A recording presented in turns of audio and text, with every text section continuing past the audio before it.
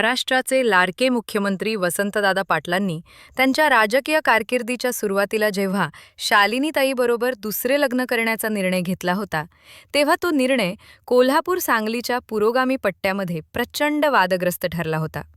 इतका वादग्रस्त की या जोडप्यावर अगदी जवळचे काही लोक सोडले तर ओळखीच्या लोकांनी सामाजिक बहिष्कार टाकलेला होता. त्यांना सार्वजनिक कार्यक्रमांना एकत्र बोलावणे लोकांनी बंद केले होते. शालिनीताई यांच्या पहिल्या नवऱ्याचे निधन झाले होते. त्यांच्या पदरात लहान मुले देखील होती.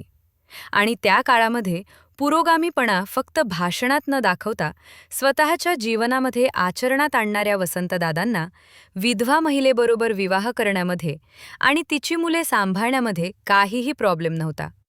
त्यांच्या लग्नाला ज्ञानपीठ साहित्यकार वी.स. खांडेकर यांनी वर्तमानपत्रांमध्ये पत्र लिहून पाठिंबा दिला होता.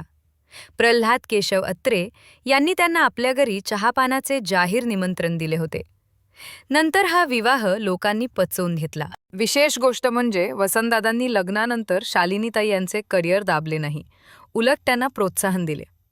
वसंतदादा पाटील नंतर महाराष्ट्राचे मुख्यमंत्री राहिले.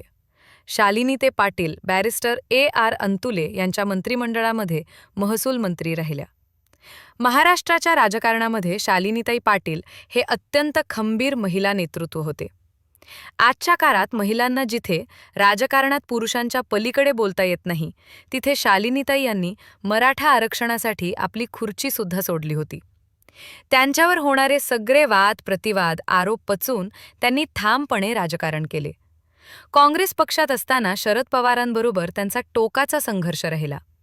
परंतु पवारांनी राष्ट्रवादी काँग्रेसची स्थापना केल्यानंतर सगळे मतभेद विसरून त्या पवारांबरोबर आल्या. पण त्यांचा मूळचा स्वभाव बंडखोर आणि तत्वनिष्ठ असल्यामुळे आर्थिक निकषावर मराठा आरक्षण आणि ॲट्रॉसिटी कायदा रद्द करणे या आपल्या मागण्यांवर त्या ठाम होत्या. त्यासाठी त्यांनी राज्यभर दौरे काढले. दिवंगत माजी मुख्यमंत्री वसंतदादा पाटील यांच्या पत्नी, ज्येष्ठ नेत्या, माजी आमदार आणि महाराष्ट्राच्या राजकारणात स्वतंत्र ओळख निर्माण करणाऱ्या शालिनीताई पाटील यांचे वयाच्या 94व्या वर्षी निधन झाल्याची अत्यंत दुःखद बातमी समोर आली असून त्यांच्या निधनाने केवळ पाटील कुटुंबावरच नव्हे तर संपूर्ण महाराष्ट्राच्या राजकीय, सामाजिक आणि वैचारिक क्षेत्रावर शोककळा पसरली आहे. गेल्या काही महिन्यांपासून त्या आजारी होत्या आणि अखेर मुंबईतील माहीम येथील निवासस्थानी त्यांनी अखेरचा श्वास घेतला. त्यांच्या पार्थिवावर सातारा जिल्ह्यातील कोरेगाव तालुक्यातील त्यांच्या मूळ गावी अंत्यसंस्कार केले जाणार असून या बातमीने सातारा, कोरेगाव, सांगलीसह संपूर्ण राज्यात हळहळ व्यक्त केली जात आहे. शालिनीताई पाटील या केवळ वसंतदादा पाटील यांच्या पत्नी म्हणून ओळखल्या जात नव्हत्या, तर त्या स्वतः एक लढाऊ, करारी, निर्भीड आणि स्पष्टवक्त्या नेत्या म्हणून ओळखल्या जात होत्या. राजकारणात महिलांचा सहभाग मर्यादित असलेल्या काळात त्यांनी आपली स्वतंत्र ओळख निर्माण केली.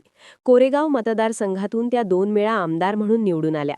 त्याचप्रमाणे सांगली लोकसभा मतदारसंघातून त्या खासदार म्हणूनही निवडून गेल्या होत्या.